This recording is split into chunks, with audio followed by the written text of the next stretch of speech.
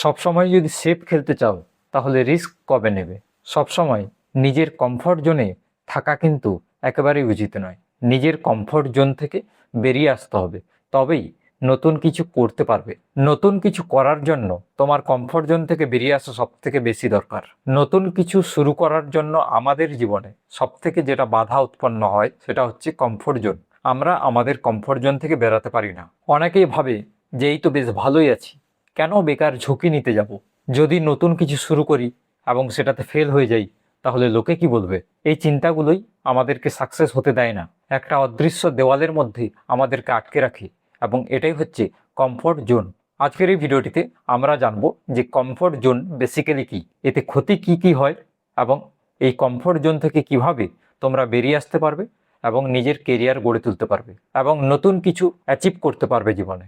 Comfort zone হচ্ছে এমন একটি অবস্থা, এমন একটি আমাদের মানসিক অবস্থা যেখানে কিনা আমরা শান্তি বোধ করি, আমরা নিরাপদ বোধ করি। আমাদের মনে হয় যে এটা এমন একটা জায়গা যেখানে আমরা সব থেকে ভালো আছি, আমাদের কোনো অসুবিধে নেই।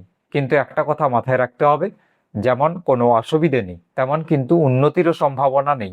কিছু এক্সাম্পল দিয়ে যদি আমরা বুঝি, সেটা হচ্ছে নতুন কিছু আমরা যদি শুরু করতে চাই, সেটা কোনো বিজনেস হতে পারে, সেটা নতুন কিছু শেখা হতে পারে, নতুন কিছু স্কিল যদি আমরা শিখতে চাই, যেটা আমাদের সব থেকে ভয় লাগে সেই বিষয়গুলো যদি আমরা করতে চাই, তার আগে আমরা কিন্তু অনেকবার ভাবি, আমরা ওভার থিঙ্কিং করি, এবং এটাই আমাদের কমফর্ট জোন আমাদেরকে আটকে রেখেছে। কেউ যদি হঠাৎ করে কোনো স্টেজে কথা বলতে ডেকে নেয় তাহলে সেখানে আমরা দ্বিধাবোধ করি, হট করে আমরা যেতে চাই না। এটা কি কারণে হচ্ছে? এটা হচ্ছে কমফর্ট জোন। এই কমফর্ট জোন আমাদেরকে বারবার মনে করিয়ে দিচ্ছে এই তো বেশ ভালো আছিস, কেন বেকার ঝামেলায় জড়াতে যাব? তখনই আমাদের মনে হয় যে ঠিক আছে, আমরা ঠিক আছি, আমরা এক সাইডে থাকবো, যা হচ্ছে হোক। এটা হচ্ছে আমরা কমফর্ট জোনে আছি, এখান থেকে আমরা বেরোতে চাইছি না। তাহলে কমফর্ট জোন থেকে যদি আমরা না বেরোতে পারি, কি কি অসুবিধা আমরা ফেস করব? প্রথমেই যেটা আমরা ফেস করব সেটা হচ্ছে আমরা ব্যক্তিগত জীবনে নতুন কিছু অ্যাচিভ করতে পারবো না। আমরা যদি বারবারই নতুন কিছু স্টার্ট করা থেকে বিরত থাকি, সবসময় যদি আমরা নতুন কিছু স্টার্ট করার আগে ভেবে নিই যে এই ঠিক আছি, এখানেই আমরা সন্তুষ্ট, তাহলে কিন্তু আমরা কোনো নতুন সাকসেস অ্যাচিভ করতে পারবো না, কোনো সাকসেস লাভ করতে পারবো না। আমাদের আত্মবিশ্বাস কমে যাবে, অর্থাৎ সেলফ কনফিডেন্স।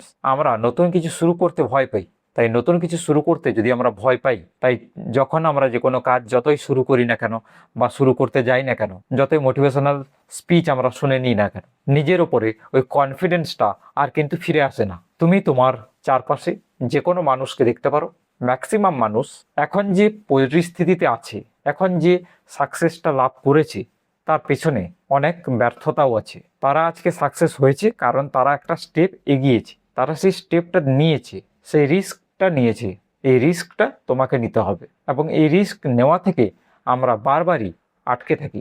ভবিষ্যতে গিয়ে কোথাও না কোথাও আমাদের মনে হবে যে তখন যদি আমরা শুরু করে নিতাম, আজ থেকে 5 বছর 10 বছর আগে, যে কোনো কাজ, হয় সেটা বিজনেস হতে পারে, সেটা কোনো ডিগ্রি করা হতে পারে, সেটা কোনো নতুন স্কিল শেখা হতে পারে, যে কোনো বিষয় আমরা যদি শুরু করে নিতাম তাহলে আজ আমরা একটা অন্য জায়গায় পৌঁছে যেতাম। এই অনুতাপটা, এই অনুশোচনাটা যেন না হয়, তার জন্য আমাদেরকে কমফর্ট জোন থেকে বেরোতে হবে। তাহলে কমফর্ট জোন থেকে বেরিয়ে আসার উপকারিতা কি কি রয়েছে? আমাদের মধ্যে আত্মবিশ্বাস বাড়বে, আমরা নতুন কিছু স্কিল শিখবো, নতুন কিছু দক্ষতা অর্জন করতে সক্ষম হব। শুধু তাই নয়, কেরিয়ারে নতুন সুযোগ আসবে, নতুন কিছু অ্যাচিভ করতে পারবো, নতুন কিছু স্টার্ট করতে পারবো।